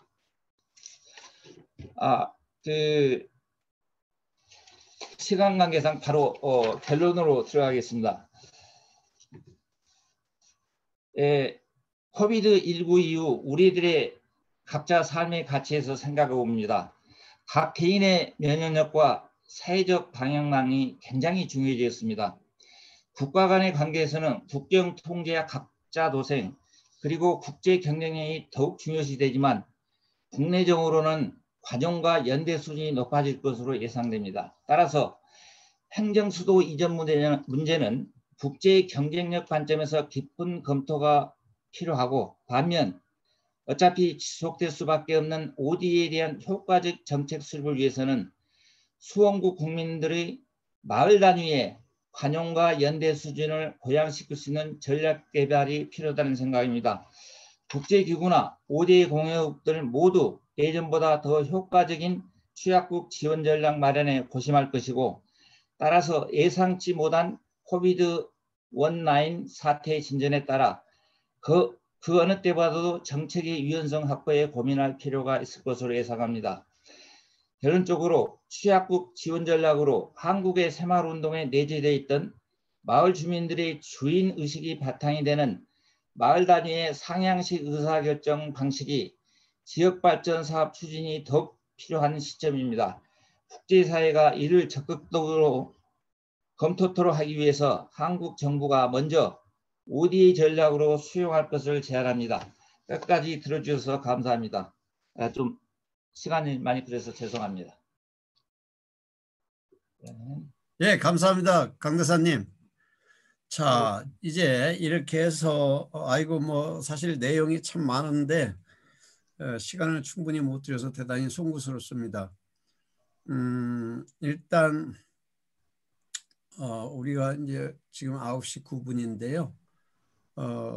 있는 순서대로 해서 기정훈 교수님께서 뭐 세 개를 다 하나씩 이렇게 코멘트 내지는 뭐 하시는 것보다 질문이 있으시면 그 해당 논문에 대한 질문을 하시고, 아니면 전반적으로 특정한 관심사항에 대해서 코멘트를 해주시면, 토론해 주시면 고맙겠습니다. 저는 그냥 간단하게 그냥 한 5분 이내로 3개 의문사항들을 좀 중심으로 써봤습니다. 네. 첫 번째, 박준영 선생님 연구에서는 이 연구의 목적이 뭔지가 좀 분명하지가 않다는 생각이 좀 들더라고요. 이게 왜 그 정책의 이동이나 정책이 어떻게 보면 판매, 구매 이걸 쓰는데 이게 도대체 의미하는 게 뭔지. 그러니까 사실은 도대체 판매자, 예를 들면 지금 뭐 수도 이전 같은 경우 행정 수도 이전도 판매자인 우리나라나 구매자인 인도네시아가 도대체 이거의 동기가 뭔지, 이걸 왜 사왔고 우리 왜 팔았고, 또 이걸 팔므로써 우리가 얻는 이익이 뭐고 구매자가 또 얻는 이익은 뭔가, 이런 거에 대해서 명확하게 좀 잘 드러내지 못했다는 생각이 잘 안 드러나가지고 그걸 잘 모르겠더라고요. 그 다음에 결론 부분에서 그 사형 가치하고 교환 가치라는 얘기를 해주셨는데 그것도 좀 나중에 좀 더 명확하게 얘기를 해주셨으면 좋겠습니다. 왜냐하면은 도시에 대한 권리, 그러니까 도시의 사용 가치가 이제 도시에 대한 권리라는 거하고 연결된다고 하셨는데 이게 지금 여기 왜 이 연구 맥락에서 갑자기 이 얘기가 나온 거고 그 다음에 이 느린 과정이라는 것도 그러니까는 느린 과정이 이제 이렇게 이런 정책을 수출하고 판매하고 구매하는 과정에서 이게 어떤 맥락에서 나온 건지 이게 이게 개념이 잘 안 잡히더라고요. 그래서 그런 걸 좀 설명해 주셨으면 좋겠고요. 그다음에 김명환 박사님 같은 경우는 저도 이게 지역에 가보면 도시계획위원회 가보면 느끼는 거거든요. 이게 막 인구 추계도 안 맞는데 그거보다도 목표 인구는 더 많이 잡아놔가지고 뭐 무슨 계획 그러니까 쉽게 말하면 신도시 계획 비슷한 것만 들어오면 인구가 막 5만씩 늘어나는 거예요. 그래가지고 이거 거짓말 아니냐고 하면은 그래도 그렇게 잡는데요. 그러니까 이게 거의 지방 도시들은 이게 거의 관행이더라고요. 그리고 말씀해주신 대로 사회적 증가 인구를 되게 높게 잡는 것도 사실이고, 근데 이게 결국은 성장 중심의 지역 발전인데 이거에서 과연 벗어날 수 있을까? 그 선거를 뽑힌 지자체장들이 이 성장 중심의 지역 발전에서 얼마나 벗어날 수 있을까가 더 근본적인 질문이라는 생각이 들었고, 그러면 이게 뭐냐면 그 합리적인 계획 인구 설정은 왜 안 하는 건가 못 하는 건가? 예, 그거예요. 사실 그렇게 해가지고는 재선이 안 될 수도 있다는 그런 맥락하고도 연결된다고 하거든요. 그다음에 여기 지금 보고서에 더 어려운 거는 과연 주변 지역과 균형 발전이라는 개념이 뭐고 이게 가능한 건가? 예, 이게 1, 2년에 될 문제 같지는 않고요. 이게 과연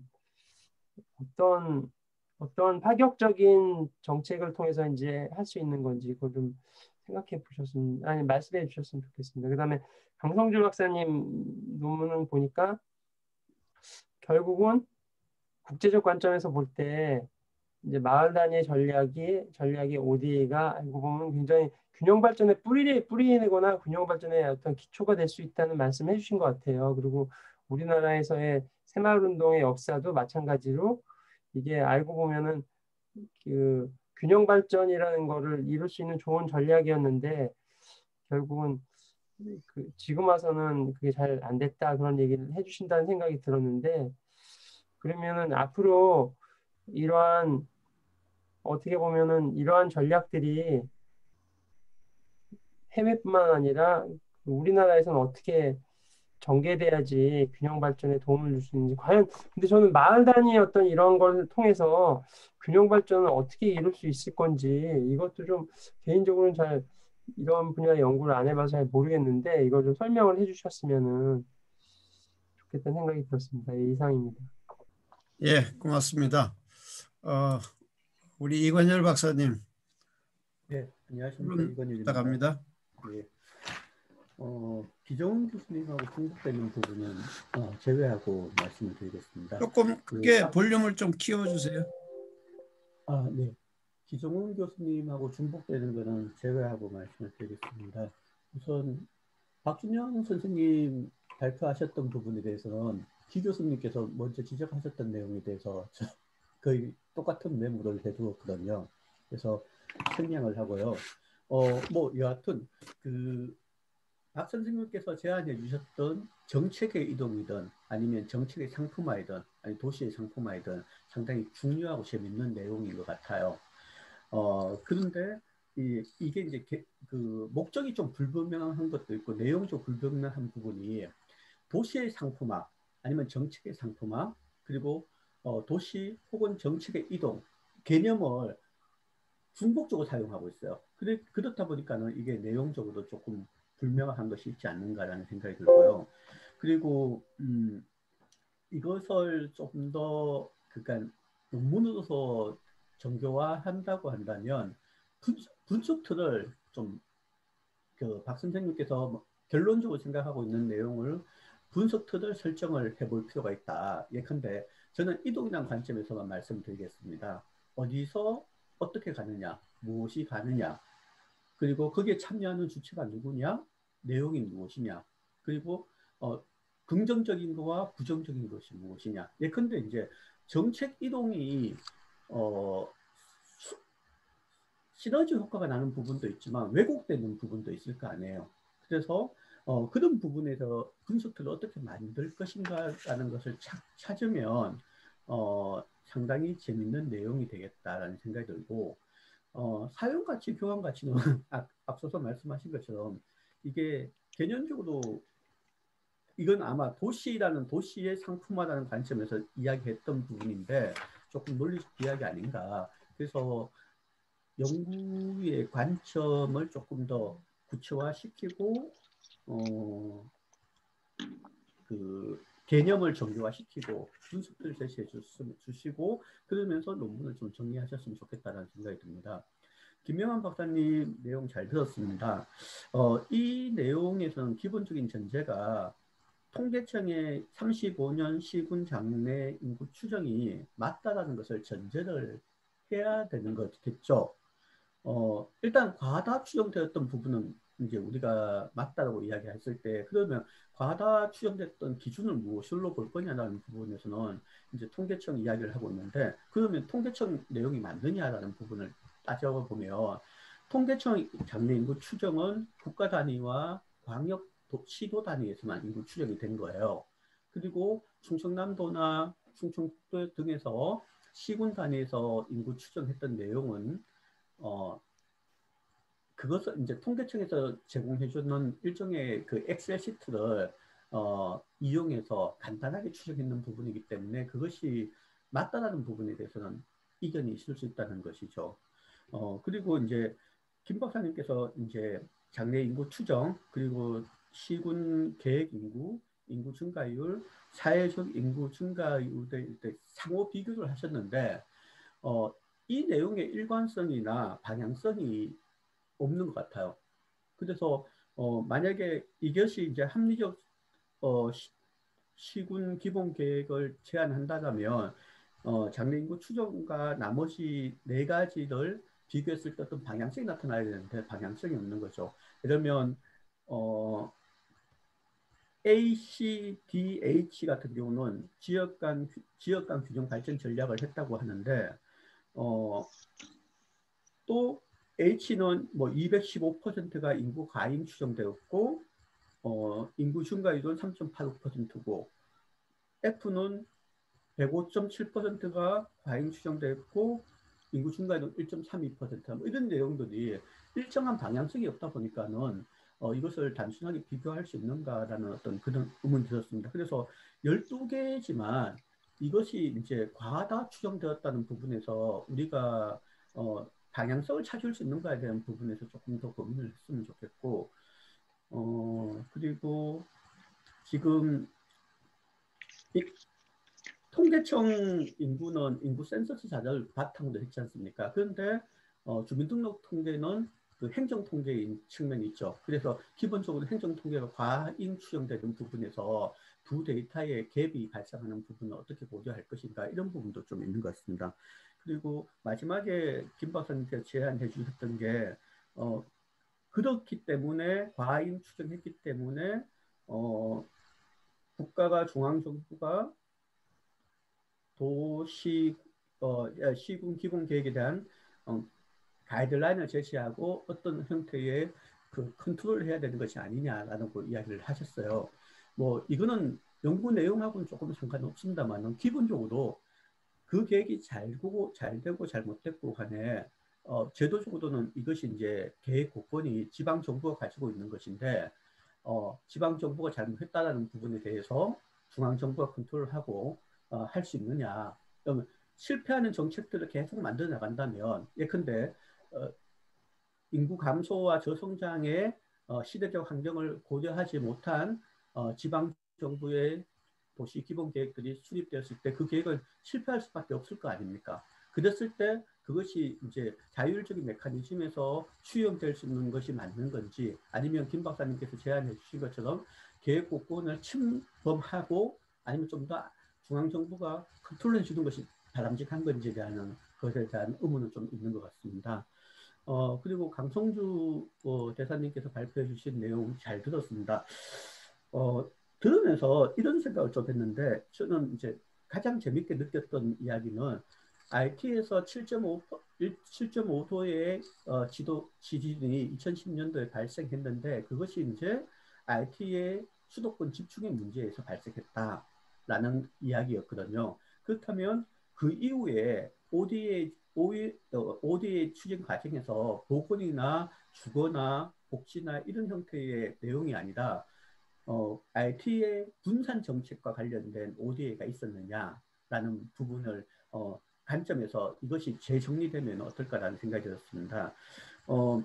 그 카랄코 인더스트리얼 파크 같은 경우는 강 박사님께서 말씀해 주셨을 때는 하향식 방식으로 이야기되었지만, 이것이 이제 수도가 아닌 지방의 일자리를 만들고 조성되었다는 측면에 봤을 때는 균형 정책으로 볼 수 있는 부분도 있지 않을까라는 생각이 들었었는데, ODA 내용을 분산이나 공동체 활성화라는 관점에서 조금 접근을 해서 좀 내용 정리가 되면 상당히 재미있는 논문이 될 것 같습니다.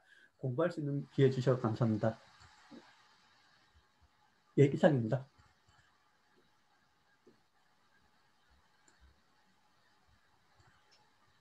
예.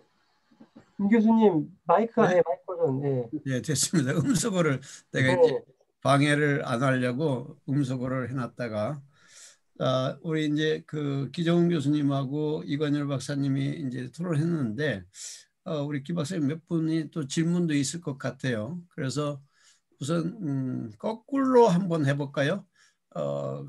우리 강성주 대사님부터 한 1분 이내로 답변을 한번 부탁드리겠습니다. 예, 말씀이 있습니다. 감사합니다. 그 모 학회에서 11월 말쯤에 우리나라 데크 원조위원회 가입 10주년을 맞이해서 세미나를 연다고 그래요. 그래서 저는 이 IT의 우리의 ODA 경험이, 우리가 그 데크 회원국이 되고 나서 정말 국제사회에 우리의 개발 경험을 확실하게 보일 수 있는 기회를 상실했다고 보거든요. 그래서 10주년이 됐기 때문에 이런 기회에 좀 IT 사례를 그런 세미나에 가서 우리가 좀 국제사회에 우리의 개발 경험을 정말 겁내지 말고 본격적으로 한번 좀 해야 되지 않느냐, 그런 주장을 하고 싶은데, 우리 교수님들 보시기에 제가 발표한 내용이 좀 타당성이 있는 건지 일방적인 주장인지 좀 알고 싶습니다. 네, 뭐 하여튼 알겠습니다. 제가 이제 저기 하고요. 그 다음에 두 번째 발표했던 우리 김명환 박사님. 네, 일단은 뭐 기정훈 교수님 그 질문 혹은 코멘트에 대해서 먼저 제 의견을 먼저 말씀드리겠습니다. 뭐 말씀하신 것처럼 선거를 통한 자치단체 장의 그런 의지가 굉장히 좀 강하지 않냐. 이거는 뭐 저도 이제 공감을 하고 있고요. 근데 다만 이제 제가 이제 말씀드리고 싶은 것은, 이런 계획 인구가 이제 결국에는 이제 전국의 그런 뭐 모든 지자체가 계획 인구를 과도하게 산정하는 이유는 결국에는 이제 토지 이용 계획 때문에 계획 인구를 산정하고 있거든요. 그렇기 때문에 이러한 연결고리를 이제 좀 어떻게 끊어주고, 이러한 토지 이용 계획을 좀 합리적으로 좀 이제 수립할 수 있도록 이제 제도적 그런 지원이 좀 필요하지 않나라는 생각을 하고 있습니다. 그리고 두 번째 질문 같은 경우에는 지역 간 균형 발전이 과연 가능한가라는 그런 말씀을 주셨는데요. 물론 이제 쉽지는 않은 것 같아요. 제가 볼 때는. 그리고 제가 이제 그 연구원에서 이제 일을 하면서 이제 여러 가지 이제 전국의 많은 지자체의 도시군 기본 계획을 이제 보면 이제 예를 들어서 인접해 있는 A라는 시와 B라는 시의 그 계획을 살펴보면 모든 그런 인접해 있는 지역에는 모든 지역은 다 주변 지역에서 자기 지역으로 인구가 유입될 거라는 가정으로 계획 인구를 좀 이제 과도하게 산정을 하고 있거든요. 그래서 가능하다면 이런 뭐 인접해 있는 뭐 예를 들어서 생활권이 비슷한 지역의 A라는 시와 B라는 시가 뭐 같이 계획 인구를 뭐 수립을 한다든지 혹은 뭐 그런 좀 더 합리적으로 어떤 인구가 어떤 지역으로 좀 더 빠져나갈지에 대한 그런 좀 논의를 좀 같이 하는 것이 필요하지 않나라는 생각을 하고 있습니다. 그리고 이관률 박사님 의견 주신 것 중에서 이제 미래 그 장래 인구 추계가 과연 맞는가라는 그런 이제 질문을 주셨는데 정말 이거는 미래 인구 같은 경우에는 누구도 모르는 것 같습니다. 정말로. 그러니까 정말 모르는 것 같고 제가 실제로 분석해 본 결과를 보면 화성시 같은 경우에는 계획 인구를 산정했을 때 제가 판단하기엔 과도하지 않나라는 그런 생각이 들었는데 결국 몇 년이 흐르고 나서 보니 그 훨씬 더 많은 인구 증가율을 확인할 수 있었고요. 뭐 한 8% 연평균 한 8% 이상의 증가도 확인할 수 있었던 것 같고 뭐 그런 측면에서는 확인할 수가 없기 때문에 뭐 그렇게 볼 수도 있겠지만 이제 제가 이제 판단했던 그 근거라고 말씀드리자면 계획 인구의 그동안 달성률을 제가 여러 선행 연구를 통해서 확인해 본 결과 그동안에 뭐 예를 들어서 2020년도, 2025년도, 20년도에 과연 얼마나 그 계획 인구를 달성을 했는가를 봤을 때 상당수가 이제 대부분이 이제 과대 추정을 했다라는 그런 연구 결과를 바탕으로 이제 그 근거로 이제 제가 연구를 이제 진행을 시작했기 때문에 이렇게 이러한 뭐 분석 결과들을 좀 단순히 나열했던 것 같습니다. 이건 좀 보완이 필요한 것 같고요. 그래도 큰 흐름에서는 그래도 이제 제가 이제 말씀드리고 싶었던 거는 여전히 그래도 이제는 뭐 인구 감소 저성장 시대라는 그런 큰 흐름이 도래하고 있음에도 불구하고 여전히 그래도 과대 추정을 하고 있지 않나라는 그런 차원에서 그 연구를 수행했다는 점을 말씀드리고 싶고요. 마지막으로 그런 가이드라인 관련돼서 계획의 곡권 문제는 정말 좀 어려운 문제인 것 같습니다. 그래서 물론 이제 계획의 곡권은 지자체에 있지만 저의 그런 이제 과연 이걸 컨트롤할 것이냐 혹은 자율적인으로 끝까지 맡길 것이냐라는 그런 질문을 만약에 저한테 주신다면 저는 최대한 자율적으로 계획 인구를 한정하도록 맡기되 최소한의 그런 컨트롤은 그래도 이제 그런 지자체나 그런 지역이 혹은 뭐 재정적 위기를 좀 안게 되지 않기 위해서는 그런 것들이 좀 필요하지 않을까라는 생각이 들고요. 그 마지막으로 이제 한 말씀 드리자면 경기도 같은 경우에는 도시군 기본계획 수립을 할 경우에는 가이드라인을 제공을 합니다. 그러니까 이 가이드라인은 딱 한 가지인데요. 외부 유입률입니다. 그러니까 예를 들어서 A라는 시는 개발 사업은 외부 유입률 몇 %, 토지 주택 사업, 주택 개발 같은 경우는 외부임 몇 프로 이렇게 해서 그 경기도의 모든 시군에 대해서 이런 외부임률 가이드라인을 제시를 함으로써 최소한의 그런 컨트롤을 하고 있다라고 말씀드리고 싶습니다. 예, 이상입니다. 예, 감사합니다. 끝으로 우리 박준영 선생님 답변 내지는 말씀하시죠. 네, 조언과 그리고 질문해 주셔서 감사드리고요. 제 논문과 그리고 오늘 발표에 있었던 부족한 부분들을 지적해 주셨던 것 같습니다. 우선 먼저 첫 번째 주신 질문들을 답변을 드리자면 연구의 목적은 제가 그 연구를 진행하는 과정에서 좀 수정이 돼서 아무래도 그게 제대로 다 전환되지 않은 것들이 발견이 돼서 좀 명확하게 드러나지 않은 것 같습니다.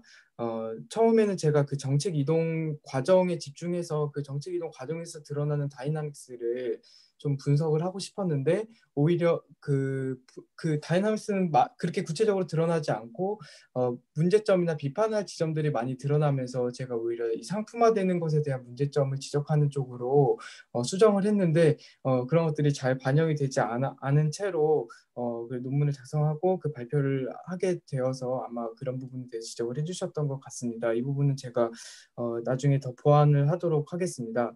그리고 두 번째는 이제 두 분께서 모두 다 제가 사용 가치를 이야기하는 것에 대한 또 그 문제를 지적을 해주셨는데 이 사용 가치는 사실 제가 글에서는 적지 않았고 글에서는 그냥 그 교환 가치의 지나친 강조의 문제점을 지적하는 수준에서 끝났었는데 그런데 제가 이 발표를 준비를 하면서 그렇다면은 교환 가치 말고 사용 가치는 그러면 도시에서 어떻게 강조돼야 되는지에 대해서도 좀 설명을 드려야 될 것 같아서 마지막에 추가를 하다 보니 좀 명확하지 않게 좀 들어간 것 같습니다. 네. 그리고 이제 또 느린 과정이라고 제가 적은 것에 대한 질문도 주셨는데요. 이 느린 과정 그리고 제가 복잡한 과정 이렇게 적었는데 이것은 단순히 그 빠른 정책, 성급한 정책의 논의 그 개념을 활용해서 제가 여기다 적용을 시키다 보니까 그 단어를 그대로 활용해서 그 정책의 이동은 기본적으로 느린 과정 그리고 복잡한 과정을 걸쳐서 진행되는 것임을 전제한 채로 그 두 도시 혹은 양 국가 간의 이 정책의 이동이 이루어져야 된다는 것을 표현하기 위해서 제가 쓴 그냥 단순 표현이라고 이해해 주시면 되겠습니다. 그리고 또 그 분석 틀을 먼저 설정하고 그것을 제시한 다음에 이제 그 글이 전개가 되는 것이 더 명확하겠다고 말씀해 주셨는데 제가 그 부분에 대해서는 그 전적으로 그 공감을 하고요. 그런데 이제 문제점은 이게 그 인도네시아에서 한국의 수도 이전을 이동을 해오는 것이 무엇을 이동을 해오는지에 대해서 이게 명확하지 않기 때문에 분석들을 만드는 게 좀 어려움이 있습니다. 예를 들면 인도네시아에서 그 새로운 행정수도인 세종시의 사례를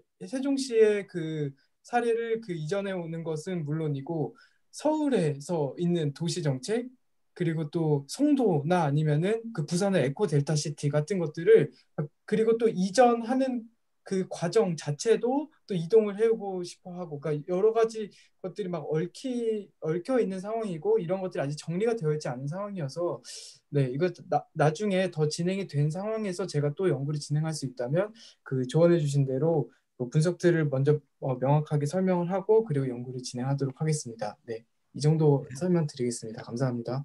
예, 수고하셨습니다. 우리 고현석 박사님, 뭐 혹시 하실 말씀 있으신가요?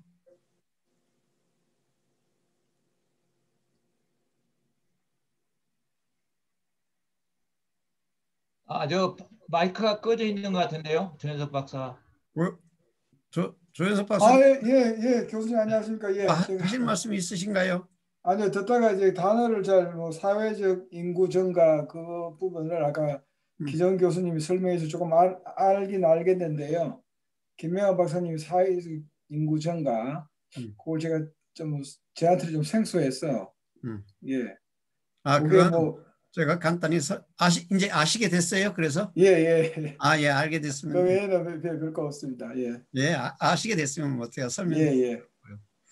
알겠습니다. 자, 세 분의 그 박준영 서울대학교 지리학과에 재학 중인 박준영 원생의 그 발제와 그 다음에 이제 김명환 박사님, 강성주 박사님의 세 번 발제를 다 들었습니다.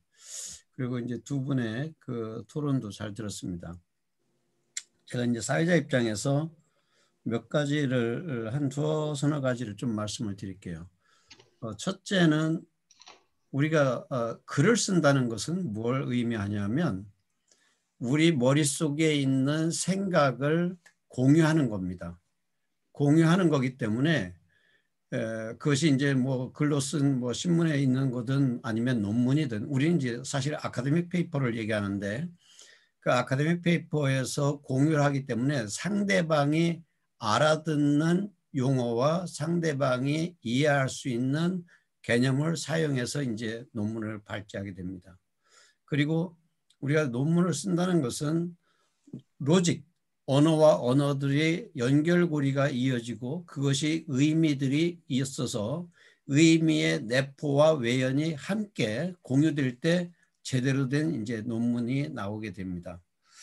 왜 이 얘기를 하냐면 우선은 박준영 원생은 이제 지금 배우는 과정 중에 있고 그런 의미에서 좀 더 용어를 내가 무엇을 설명하려고 하는지 그 설명을 하기 위한 가장 적절한 어휘가 무엇인지 그 어휘가 가지고 있는 의미체 그것은 과연 무엇인지를 따라서 논리 전개를 할 필요가 있다. 그래서 아까 우리 이관열 박사님이나 우리 이제 기정훈 박사님이 말씀하신 것 중에 소위 리서치 프레임워크 논리의 어떤 틀을 구성해서 뭔가를 끄집어내서 이렇게 좀 풀어 헤치는 것이 더 필요할 것 같다는 얘기를 하신 것으로 그렇게 이해하시면 될 것 같고 그래서 자칫 그런 엄격한 데피니션이 없는 용어들을 함부로 나열하게 되면 언어의 현란한 기술이 나올 수는 있지만 실제로 읽는 사람은 혼란스러울 수 있다. 그런 점을 염두에 두실 필요가 있겠다. 그리고 이거는 우리 이건 뭐 마이너 할 수도 있고 아주 저기 할 수도 있지만 김명환 박사님에게도 추정입니까? 추계입니까? 우리가 인구를 추계한다라고도 얘기하고 추계치 그리고 추정치 이렇게 얘기를 해요.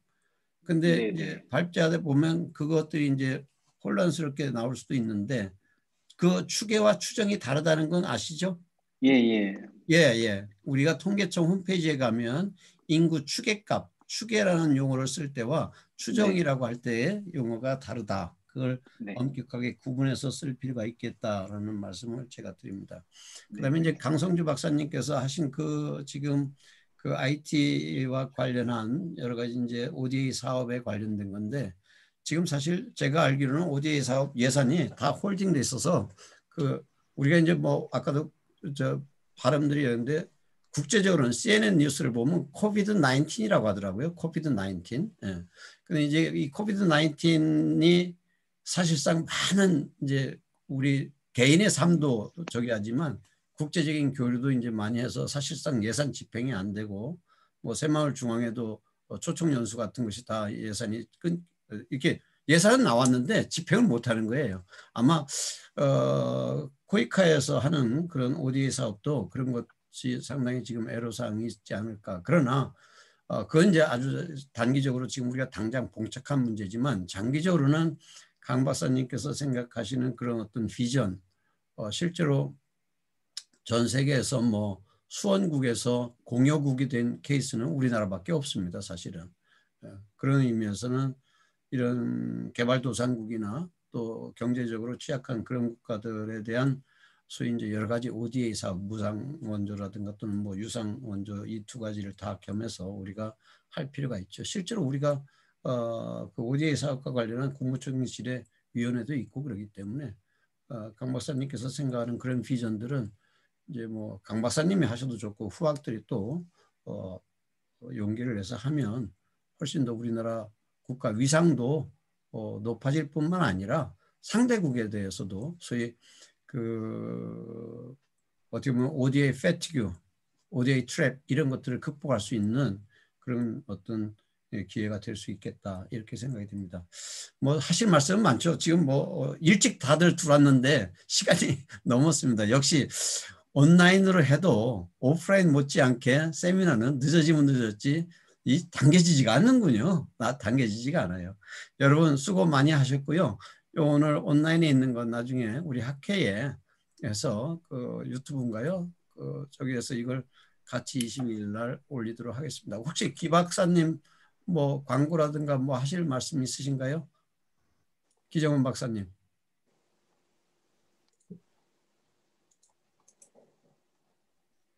음속으로 해놔서 안 들려, 기정훈 박사님. 네. 특별한 말은 없고요. 이거 1시간 40분짜리 이제 저는 녹음이 돼가지고 이걸 학회에다 보내도록 하겠습니다. 예, 좀 부탁드리겠습니다. 여러분 오랫동안 고생 많이 하셨습니다. 감사합니다. 수고 많이 하셨습니다. 박수 치고 끝내겠습니다. 감사합니다. 감사합니다. 수고 많으셨습니다. 교수님. 수고 네, 많으셨습니다. 수고하셨습니다.